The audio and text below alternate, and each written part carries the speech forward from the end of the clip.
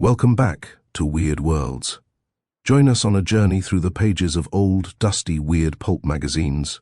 Before we begin, I invite you to pause for a moment and share in the comments where in the world you're listening from and what time of day it is for you. Formula for Murder by Milton A Rothman. It's easy to get away with murder. Just prove insanity, but make sure you hide the method in your madness. The figure of Professor Glover slipped from the surface of the space station and twinkled away among the stars. Jim Britton stared at it as though he could call it back by the ferocity of his gaze.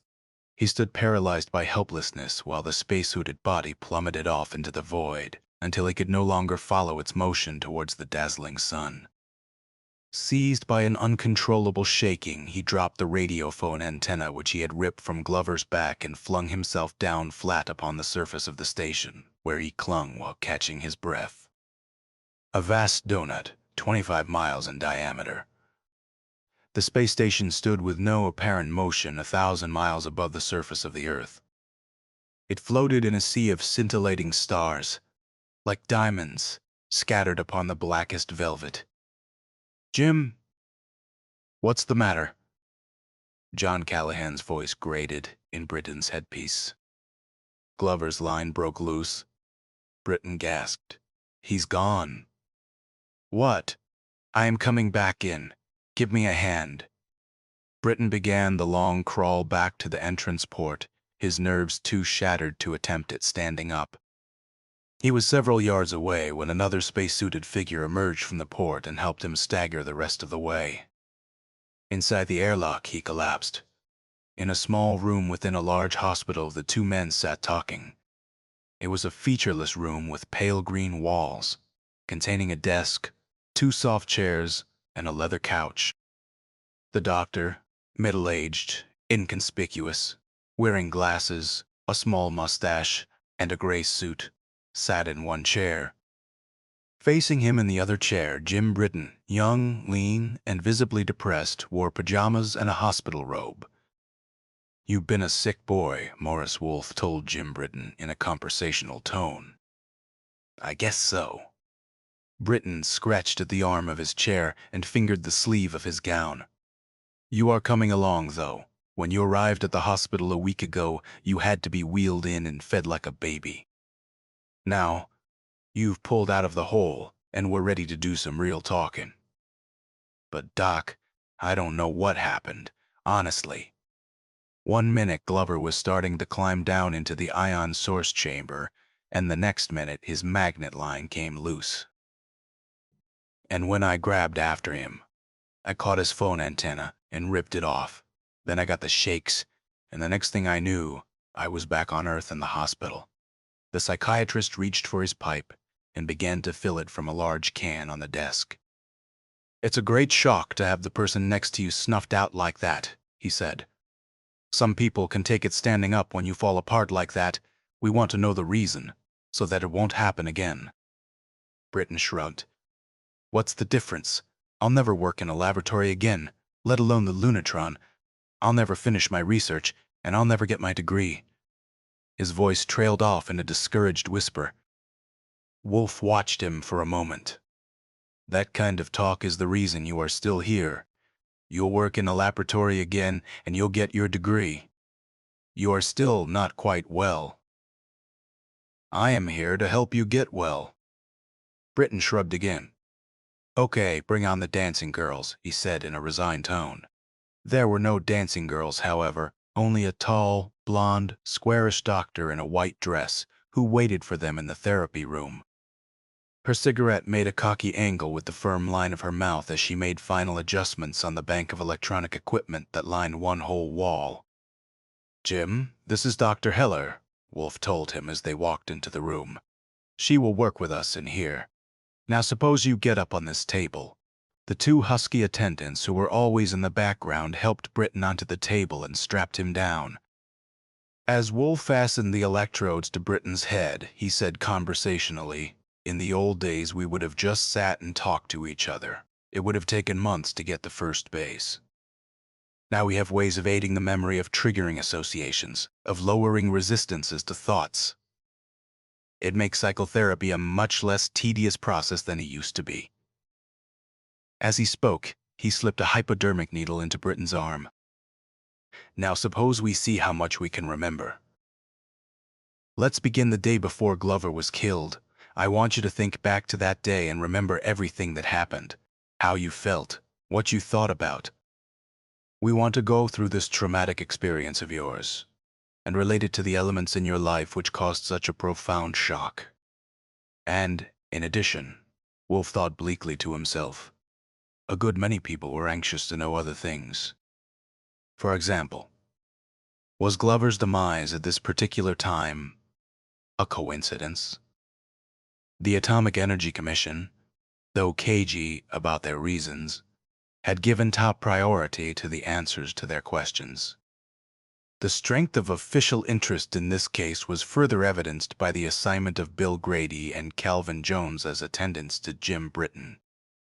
For some time, Morris Wolf had wondered vaguely why two such clean-cut and alert young men should follow the low-paid calling of hospital attendant.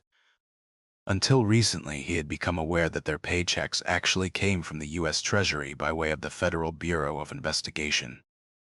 Now, Wolf said as Alma Heller switched on the tape recorder, tell us what you remember. After a year of being stationed on the Lunatron, Jim Britton had the feeling of being fed up. Lunatics they call us, he thought, wheel crazy, looting out of the ports.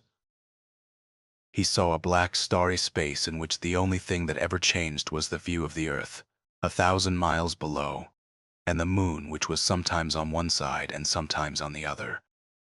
The stars were incredible jewels, and the sun was something that one never looked at with mortal eyes.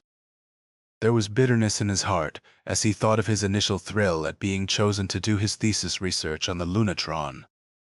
He had been an envied boy, but now, after a year, he would have given the chance to the first bidder.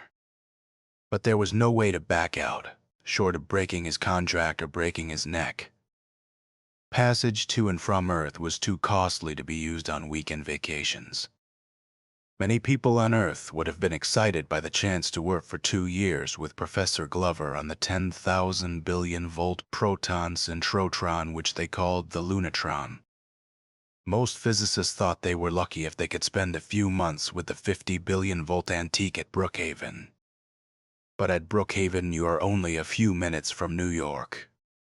Up on the space laboratory, Britton was a year from any place, and every day that went by made it a day less. "Johnny, what's the first thing you're going to do when you get back to Rhodesia?" he asked his roommate. Britton sat twanging half-heartedly at his guitar while Johnny lay undressed on his bunk, his body hard and black against the white sheet. "Oh, I have a good job lined up in a brand new research institute in Salisbury." "I don't mean that," Britton said impatiently. Johnny was such a serious boy. "I mean, don't you think of all the fun you are going to have when you get back to Earth? Don't you think of getting a girlfriend and living like everybody else's lives?" But Johnny's deep brown eyes remained serious, and he said, "Coming up here has been a great opportunity to learn something, so that I will be able to do good work when I get back. Everybody down there does not get such a chance." Well, Britton thought, that's how it had been with him at first. Now he could think of nothing but walking, arm in arm, with a pretty girl, his girl, down the street of a big city at night. Drinking in the excitement, the feeling of being with other people among the bright lights, under a sky that would be dark blue instead of black, that might have clouds in it, that might even send down rain, instead of being the stark, changeless, interstellar space that existed up above. Scientists aren't supposed to have thoughts like these. But Britton was young, he was homesick, and he was bored. A young, homesick scientist cannot remain a solemn, dedicated, single-minded scientist. The next day at work he absent-mindedly switched on some pieces of apparatus in the wrong order and burned out a minor piece of electronics. "Damn it, Britton!" Professor Glover shouted at him. Where are your brains? Replacements are expensive up here. Time is expensive. Britton began shaking with rage. Words rushed to his tongue, which he choked down unsaid because Glover had the power of life or death over his degree, and these 2 years must not be torn out of his life for nothing. "I am sorry," he said in an unsteady voice. "I guess I am not all here today." "It won't take long to repair the damage. Never mind," Glover said. "You are coming off the project anyway." Britton stood still. The anger roared back into his head. "I am coming off the project. What happens to the year I've just spent?" Glover suddenly seemed more embarrassed than angry. "I am sorry, Britton," he said, "but it's for your own good. This project has just become classified, and you'd never get a publishable thesis out of it." Britton stood there, looking at Glover. "This is a hell of a time to tell me," he exploded finally. "What's become so secret about this experiment? Obviously, I can't tell you. I am sorry, but we'll make it up to you somehow. We'll think of something you can do while you are here, and if necessary, you can stay a little longer." "Stay longer?" Outraged, Britton fled to his room. It was all he could do to stick out the remainder of his 2 years. He could not sleep that night. Little teeth of anger nibbled into his mind, while the basic question repeated itself in endless circles. Why had his experiment been pulled out from under him? Fundamental experiments in high energy. Particle physics were not generally classified secret. What were they doing which had suddenly become so important? The general purpose of the space laboratory was to gather basic information about the laws of nature. The optical telescope studied the planets as well as the farthest nebulae, unimpeded by atmospheric disturbances. The tremendous 25-mile diameter radio telescope pinpointed short-wave radio vibrations from all parts of space. The solid-state group could study the properties of matter in a vacuum chamber of rarity unattainable anywhere on Earth. In Jim Britton's group, known variously as the Elementary Potato Division, the Lunatron Group, or simply as the Lunatics, the topic of investigation was the meson. A long time ago, people had considered atoms the most elementary particles. Then they found out about protons and neutrons, which were the bricks that made up the atomic nuclei. A little later, when scientists learned how to build atom smashers such as the 2 billion-volt proton synchrotron, they found that they could knock mesons out of the nucleus, and they decided that the protons and neutrons were not so simple after all. Year after year, the atom smashers had become bigger and bigger. There came a time when they could not be built on the surface of the Earth any longer. So a space laboratory was conceived, built around the donut of the 10,000 billion-volt proton synchrotron. Protons, whirling around for thousands of cycles in this vast donut, 80 miles in circumference, could acquire energies equal to those of the most powerful cosmic rays. Even mesons shattered at this energy. By inspecting the remnants of these broken mesons, scientists could begin to get some idea as to the ultimate structure of matter and energy. Now, Jim Britton thought, what was there about this work that should suddenly become too secret to be published? Peace had reigned on Earth for many years, and it was once more fashionable to think of science as being free and unbound by security regulations. But not, apparently, here, in Glover's private domain. Rephrase the question, Britton thought. What was there about this work which had suddenly made it desirable for Professor Glover to take Britton off the project? Was there more to this experiment than Britton had seen up to the present? Sitting through the night, Britton thought and calculated, filling his desktop with paper, feeling the frustration of a scientist who spends day after day with the details of an experiment, pushing buttons, reading meters, soldering wires, until he begins to lose sight of the ultimate aim of the project.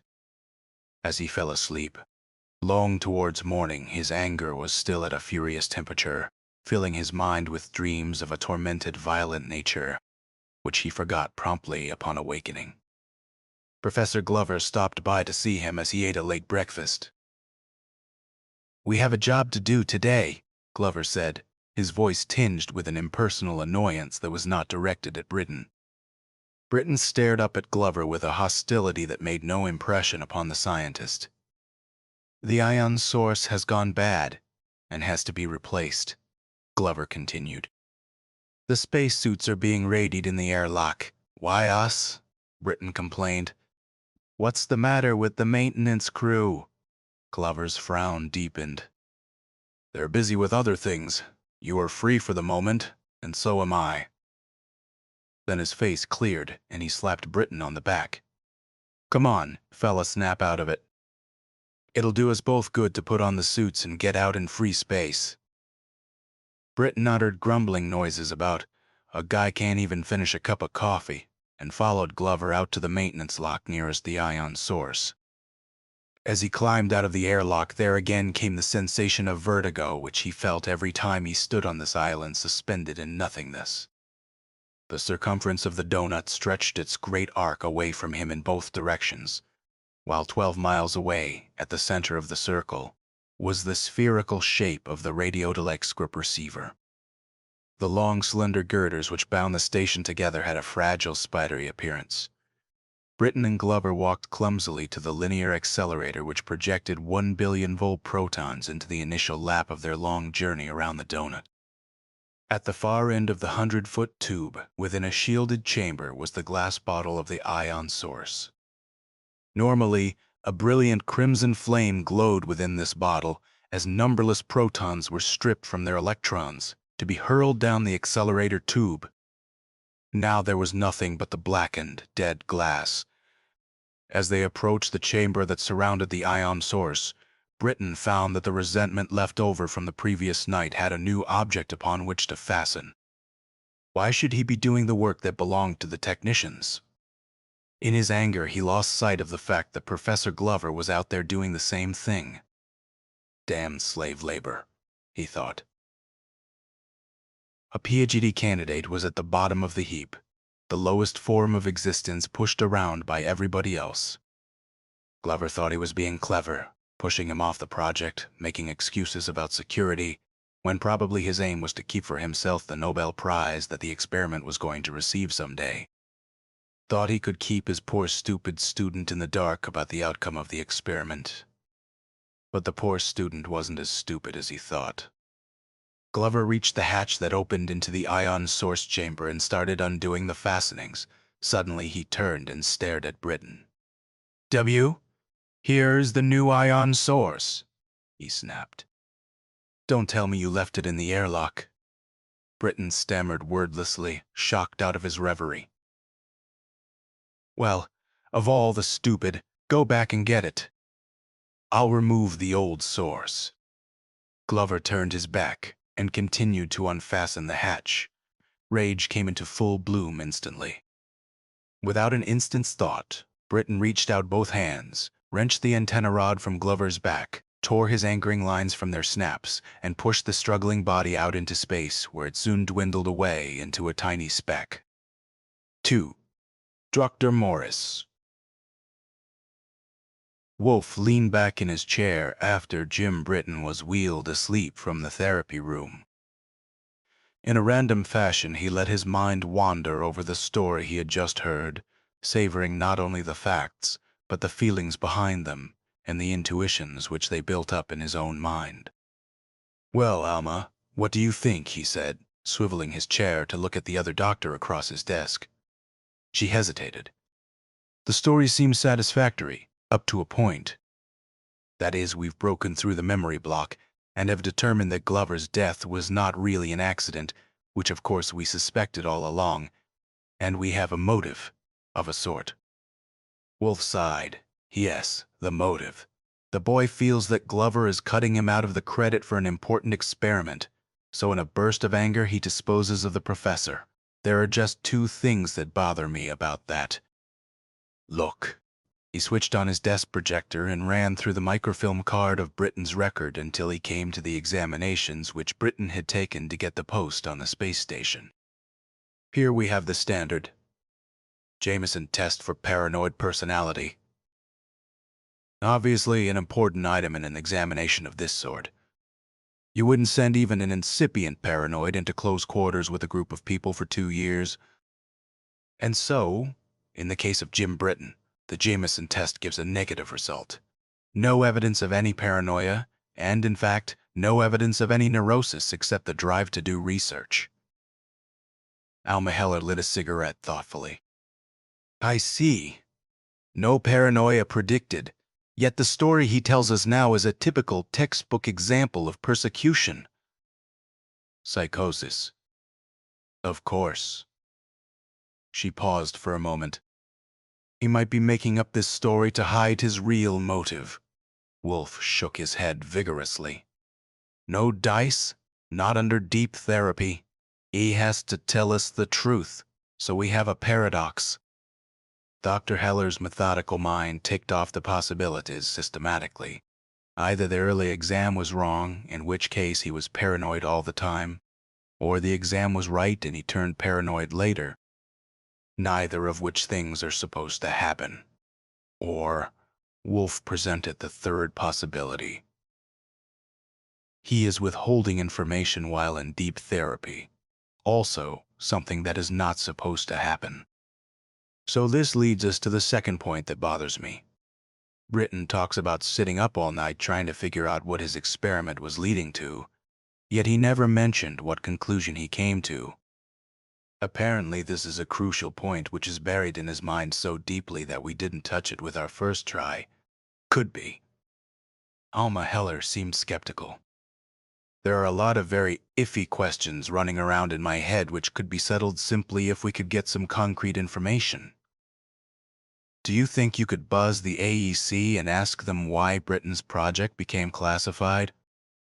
That would settle a number of obscure points, and at the same time give us a handle with which to pry Jim open a little more. Wolf shrugged. We might get our heads chopped off, but we can try. My contact at the AEC is Charles Wayford. He's the one who was so anxious to know what Britton did the night of the 15th. Maybe he can trade us some information. Wolf pushed the button for an outside line and asked for the Atomic Energy Commission. Extension 5972. Wilford's image appeared on the phone screen, the picture of a large, powerful face with a great mass of gray hair. Wolf knew him only as someone high up in the personnel department of the AEC. Good morning, Dr. Wolf, he said. Find anything out? Wolf shrugged. Britton killed Glover, if that's what you want to know. But why? That's what really interests us. You can tell us one thing that will help us find out. And that is, did Glover really take Britton off his project for security reasons? If so, what were those reasons? Wilford's face froze slightly. Obviously, Dr. Wolf, if security were involved, it is a matter I cannot discuss with you, especially over the phone. You may write me a full confidential report, and we will consider what is to be done. Wolf cut the connection in exasperation and pushed his chair away from the desk. Well, there is a bureaucratic mind for you, he exclaimed. He wants a problem solved, and then refuses to give you the information necessary to solve the problem. Slowly, he filled his thinking pipe and lit it. The hell with them, he said finally. We'll see this thing through ourselves. We'll have another session with Britton tomorrow and get to the bottom of his story. I hope, Alma Heller added, that there is a bottom to be found. As the attendants strapped Jim Britton on the table the next morning, Dr. Wolf thought how often the formula for murder repeated itself in this psychiatric age. Knock off the victim, prepare a real sick motive, and be sure he'll go to a hospital for treatment, to be released after a cure. Under these circumstances, the psychiatrist must become a detective, required to dig deep for the real motive, which generally resolved itself into the classical ones. To love, hate money. From his point of view as a doctor, any murder was a sick act, but the authorities were interested only in the legal question of whether the murderer knew what he was doing and why. In this case, the question of the motive had a fascination to Wolf even from a purely academic point of view. "Let's face it," he told Britton. "We both know you killed Glover. You've heard the playback of yesterday's session, so you can no longer fall back on the old excuse of, 'Everything went black, and when I came to, he was dead.' Nobody gets away with that anymore." Britton maintained a sullen silence. "Just for the record," Wolf continued, "I want to fill in an important gap in the story. You told us that you sat up half the night figuring out what discovery your experiment was aiming at, but you glossed over what you actually decided at that time. Suppose we return to that night and go over the story once more in a little more detail." Britton continued his silence, and beyond a single hostile glare from beneath half-lidded eyes, gave no expression of emotion. Wolf, as he checked the connections and slipped Britton the hypodermic, was thankful that his technique did not depend upon a friendly rapport between doctor and patient. Presently, Britton began to talk. "You're being taken off the project because it has become classified secret," Glover had said, and at a blow an entire year of work had been struck out from beneath Jim Britton's feet.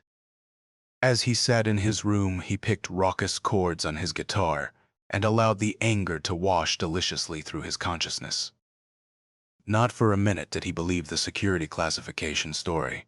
He knew that the project was beginning to strike gold in an unexpected direction, and he knew what that direction was. There was a discovery in the making, a discovery so precious that for every diamond-like star out there beyond the porthole, there could be a bucket of diamonds accruing to the discoverer. And Glover was after the prophet himself, pushing Britton out of the way. This was the thought that clawed little furrows in his mind. Then pushing their way into those little furrows came other thoughts such as, suppose Glover should have an accident, I'd have his notebooks, and... Then he began thinking of returning to Earth, and the vision of spending a life dedicated to research in a laboratory became clouded over. Instead, there arose a picture of himself riding in an expensive car with beautiful, expensive women. He ripped a full chord out of his guitar and began to sing. In the morning, Glover stopped at Britton's breakfast table, annoyed with word of the ion source burnout.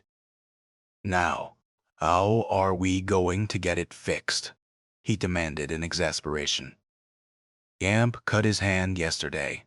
Williams had his appendix out a week ago. Langsdorff is busy with the Kix order. And—" "Why don't we do it ourselves?" Britton interrupted eagerly. "It'll do us good to get into spacesuits again." It would do Jim Britton some good, he thought to himself. If genius was measured by the ability to spot an opportunity, then his success was assured. The plan of action was in his mind completely formed in that instant.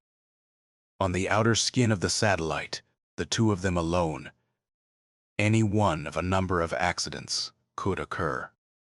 Holding them down against the pull of centrifugal force would be only the magnetic shoes and a thin line. From that beginning, his mind went precisely to its conclusion. "Alma," Morris Wolf said, "I am beginning to feel very uneasy. What do we have here?" He poured coffee into the cups on his desk. Alma Heller looked at him shrewdly and stirred sugar into her cup. "I think we have a bear by the tail," she said. "We seem to peel off layers of Jim Britton's mind, and each time there is something different underneath.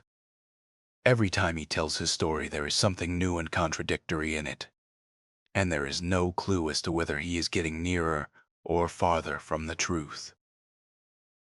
Wolf swiveled his chair around and stared out of the window onto the hospital lawn. "We thought that the deep therapy method was something perfect, something that would make a patient tell the absolute truth as he saw it. But our patient is making hash out of it." He lifted his coffee cup and tasted the black liquid tentatively. "Follow it through the first story he gave us was conscious. He said he couldn't remember exactly what happened to him. Okay, this could be a fabrication. The next story he gave under therapy conditions. He said that he killed Glover in a fit of rage because of an argument. Okay, again, we could have accepted that at face value, and he would have gotten away with it, except that we got curious about a couple of things. We wondered how the paranoid tinge got into his thoughts. And we wondered exactly what it was that he and Glover were on the verge of discovering. So we tried again. Now we find that he deliberately plotted to kill Glover, and the paranoid symptoms are now so intense that he gives us a completely phony story about making millions of dollars out of the discovery.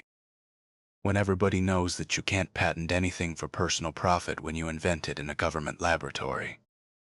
Alma Heller lifted her hand, making a 1 with her forefinger. So our friend Jim Britton is doing two things, both of which we did not believe him capable of doing. First, he is lying and inventing stories under deep therapy. Second, he is withholding information. For notice that he is still avoiding specific mention of the result which his experiment was aiming at. Her voice became flat, precise, and probing. Now, could our young physicist Jim Britton do this thing? No, not unless he is an unsuspected Superman type. Or unless he has had special training and conditioning for resistance against deep therapy. How does a young physics student obtain such training, and where? She looked across the desk at Morris Wolf, who chewed savagely on his pipe bit. If I had any sense, he growled, I'd call up the ASC and throw Jim Britton right back in their faces. If they give me a problem to solve, they should at least tell me how hot they think it is. And my viscera are beginning to tell me that this is going to be a very, very warm baby. Maybe I should holler for help. I have a wife and 2 kids at home. I don't want to get hurt. Who you kidding? Alma wanted to know. You wouldn't let a juicy problem like this escape you just when you have it clutched about the middle. Besides, our 2 undercover friends from the FBI will be keeping their eyes on things. Let them earn their pay, okay? Wolf came to a decision. We'll give it one more try, and then we'll call for help. First thing tomorrow morning. In the meantime, there are 2 things I want. First, I want Britton to have a complete physical examination. The works, inside and outside, blood tests, electroencephalograph, tissue specimens, complete x-rays, everything they can think of. Then I'll spend tonight keeping company with Britton while the technicians pull down some overtime, pay analyzing the examination results. Do you have an idea? He nodded. At least one idea, but it needs feeding. That evening, Morris Wolf walked down the hospital corridor past the door of Britton's room. He entered the next door and found himself in a tiny chamber already occupied by Bill Grady. This was no surprise, for he knew that Grady and Jones kept Britton under constant surveillance. He motioned for Grady to keep his seat and made himself comfortable in another chair, which he placed so that he could watch Britton through the one-way window set in the wall. Through this window he could see every move which Britton made, and through a loudspeaker he could hear every sound. It was not clear in Wolf's mind precisely what he expected to find by watching Britton, but he knew that if he was to unravel his puzzle, he must know everything about the boy, including the way he walked and talked and combed his hair. For a time Britton sat and read, then paced the floor restlessly, as if waiting for something. Finally, he picked his guitar up from the bed and sat down on his chair, tuning the instrument. When he began to sing, it was quietly as though to himself. Wolf had heard him sing before, generally folk songs from the southern and midwestern states. Now there intruded into Wolf's mind a thought which had previously been on the edge of consciousness, and simultaneously his hand reached out to touch the start button on his tape recorder. The manner in which a person sings should reveal a great deal about his early life, about the kind of language he grew up with, down to the very vocal structure which has developed in his body since childhood. As a result, there are many types of voices: French voices, Tennessee voices, Italian voices, Texas voices, each with its own flavor, caused by the way in which the vocal muscles have been trained by the native language, and also by the way in which people are accustomed to singing in those places. When Wolf went home that night, he carried a tape of Britten's song with him. It was convenient that he did not have to go far for an expert opinion to corroborate what he had already decided as an amateur. He entered his house, the pleasant place with the warm colors, the rows of books, the grand piano, and of course, his wife. "Sorry I had to stay late, dear, but there is something important going on." "Something really important, and you can be a big help to me right now." "Me?" asked Lynn. "You are going back to musical therapy?" "Not exactly," he said dryly. "More like musical detection. I am going to play a tape recording of a song or two, and I want your professional opinion as to what part of the world the singer came from." He walked over to the recorder and began threading the tape. "Now pay no attention to the song itself," he instructed. "I am interested only in the voice quality." The tape spool unrolled slowly, and Britten's voice filled the room. "Not bad for an amateur," Lynn commented, listening closely. For several minutes she remained silent, until finally the tape was completed. "Well," she said finally, "I don't think it's an American. A bit too rich. It doesn't have the French quality, nor the Italian, more chesty, kind of ripe and fruity.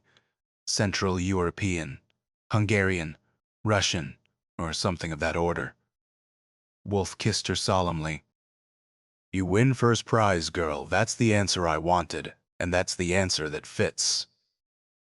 3.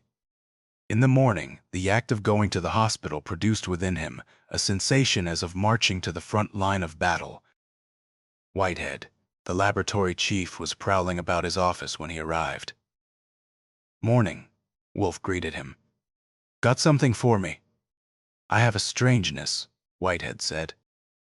"A very great strangeness. We all do," Wolf replied. "What's yours? This Briton of yours, how old is he?" "By appearance, and according to the records, about 21. "Uh-huh. And by cellular structure and metabolism, he is at least 40. So." Wolf sank down in his chair and cocked an eye at Alma Heller, who came into the room at that moment. "Did you hear that, Alma? In more ways than one, our boy isn't what he seems to be. By last night, I was certain that he is not a native of Louisville, Kentucky. Now we are told that he is twice as old as we thought he was." Alma stared for a moment. "We do seem to get in deeper and deeper. Have any ideas?" Wolf ran his hand worriedly through his hair. "One. But I'm afraid of it.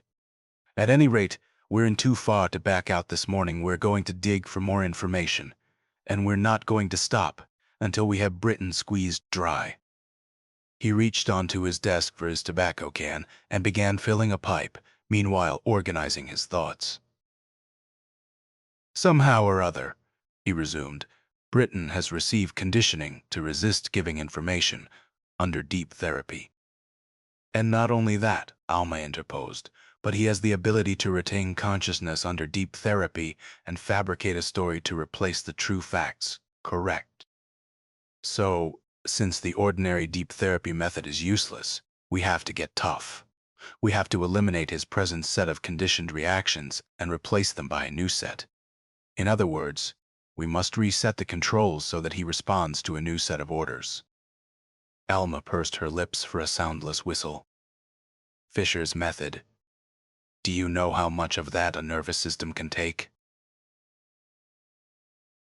Wolf shrugged. "Who knows? This is very new stuff. I've played around with a little of it. But who knows? At any rate, we're going to assume that Britain has a fairly tough mind in order to get as far as he has. We'll assume this not only for his own sake, but for ours.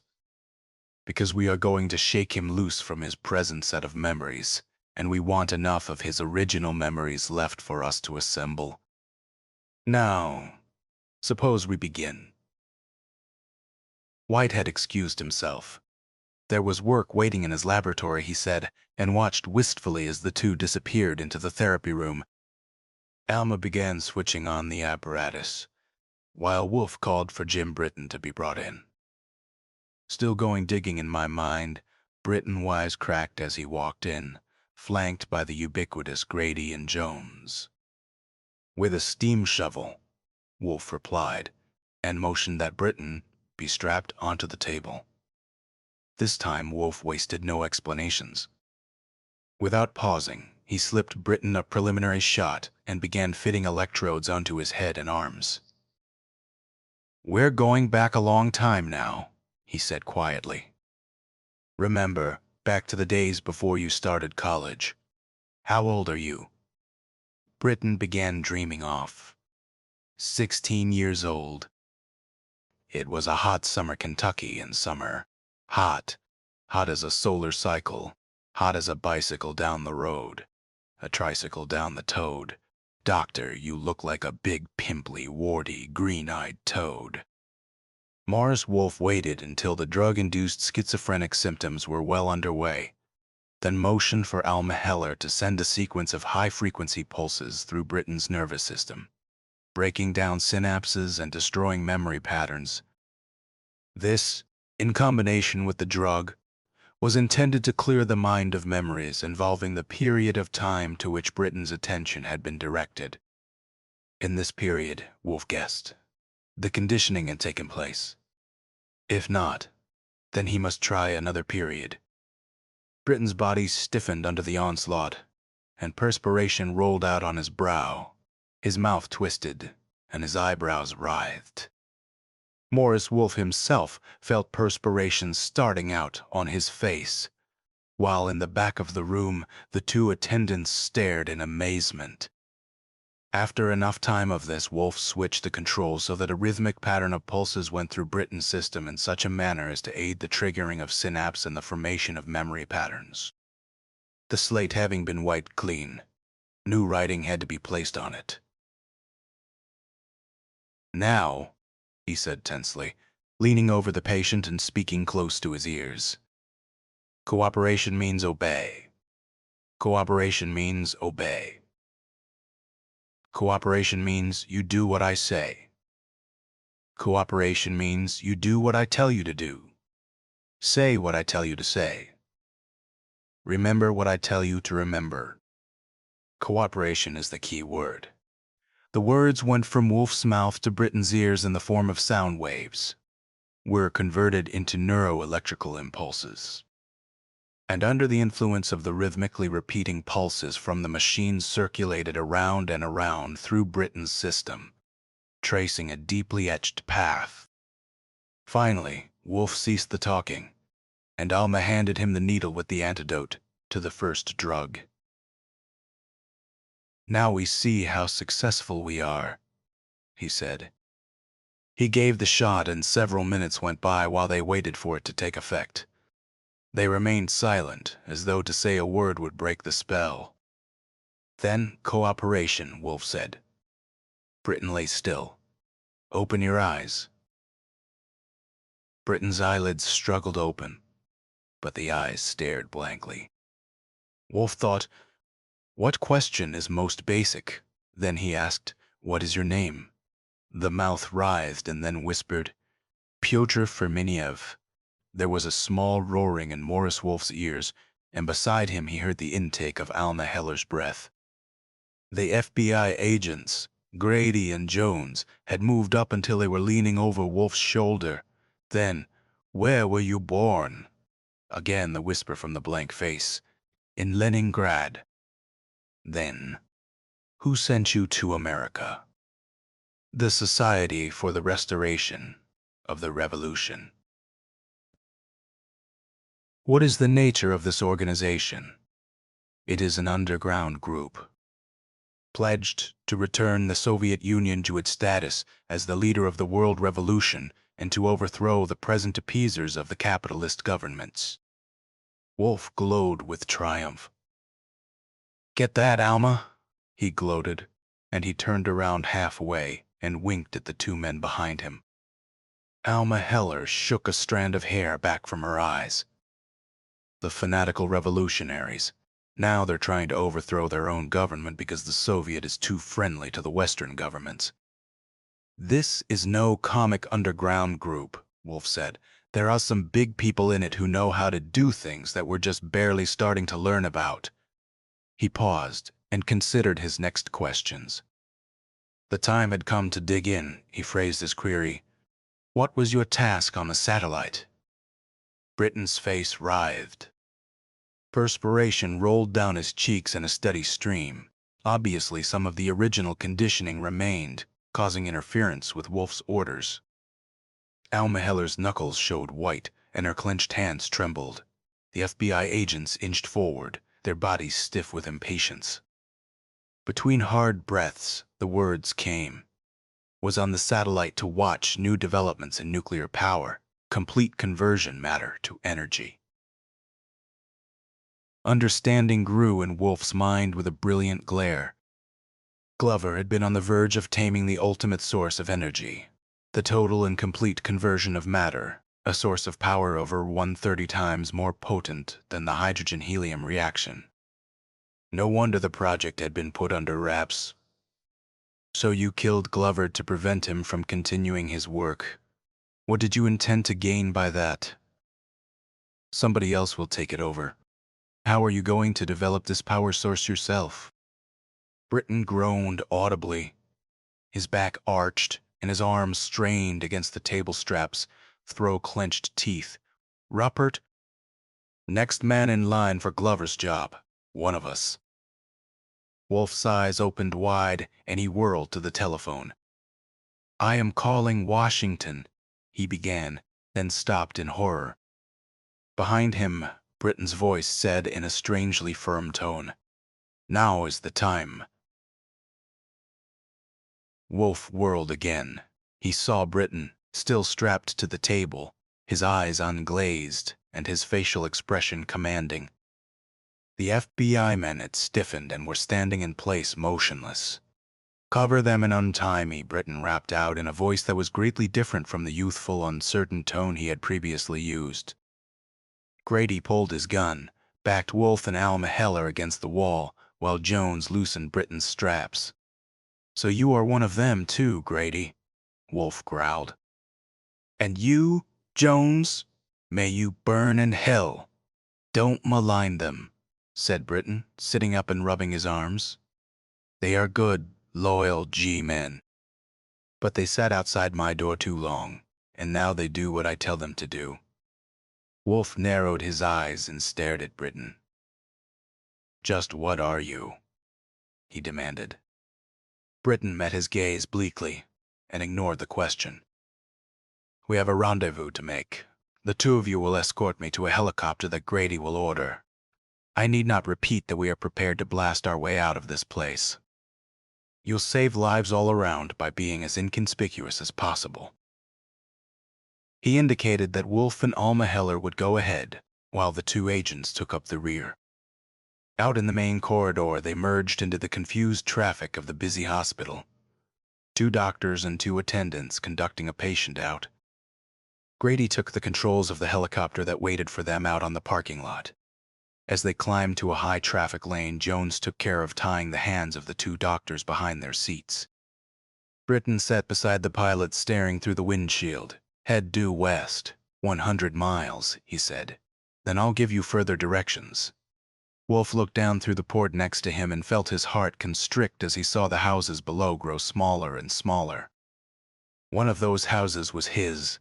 There was a small figure beside it that could have been his little boy.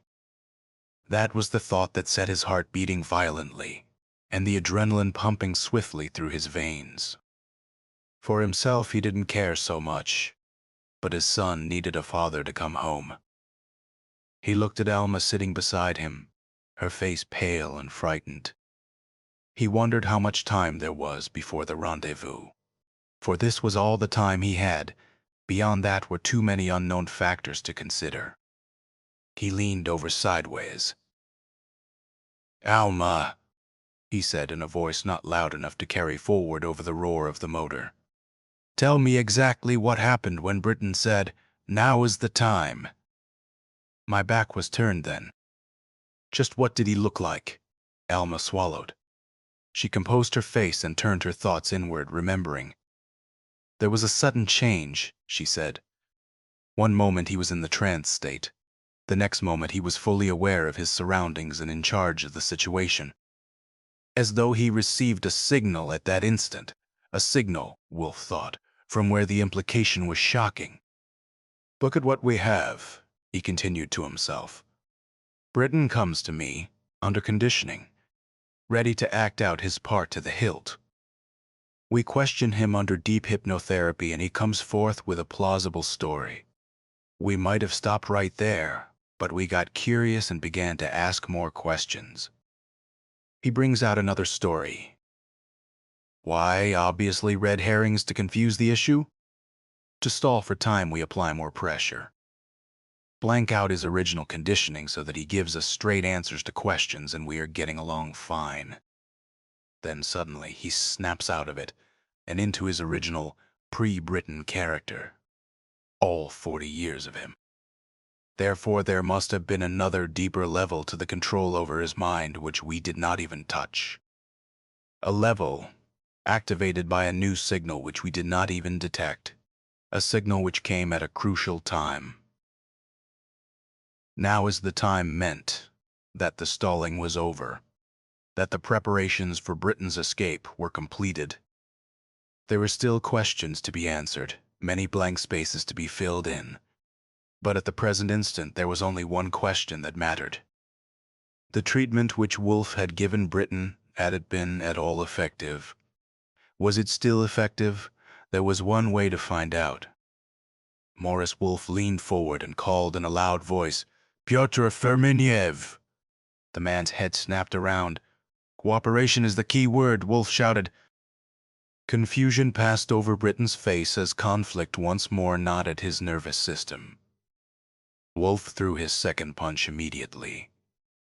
"Tell Jones to cut me loose," he demanded. "Cut him loose," Britain echoed in bewilderment. After an interminable interval, Jones laid down his gun, found his knife, opened it, and slashed the cords from Wolf's arms. Wolf's muscles were already tensed. He snatched Jones's gun, lurched forward, and even as Britain's mouth opened to countermand his order, he slugged Britain with the butt of the pistol, hitting him viciously and hard until he lay unconscious on the floor.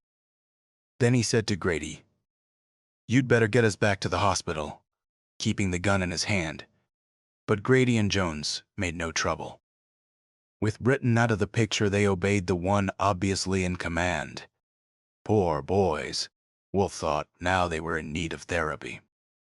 As the hospital hove into view, he said to Alma Heller, "We have just seen the real beginning of psychological warfare, where it took us a whole room full of equipment to condition Britain's responses to a trigger word. He was able to do it to Jones and Brady single-handed. His method is something we'd like to know. But more than that, Britain himself was conditioned to respond to a signal unknown to us and undetected by us. My God, it could only have been telepathic." Alma Heller's eyes closed for a moment. "I think," she said, "that psychiatrists are going to reach the same position that physicists did during World War II. Morris Wolf looked dourly out of the window, watching the hospital balloon up under the helicopter. "That's the most unpleasant thing anybody has said all day," he replied. And A Formula for Murder by Milton A. Rothman. If you found this story interesting, take a moment to support the channel. Hit subscribe, click the bell icon so you're notified of new stories, leave a comment, and give the video a thumbs up. Share it on your socials if you think others might enjoy weird tales. And if you'd like to go a step further in reviving these forgotten horrors, you can click the super thanks button below, or become a member of the channel. With your support, these dusty old stories may see the light once more.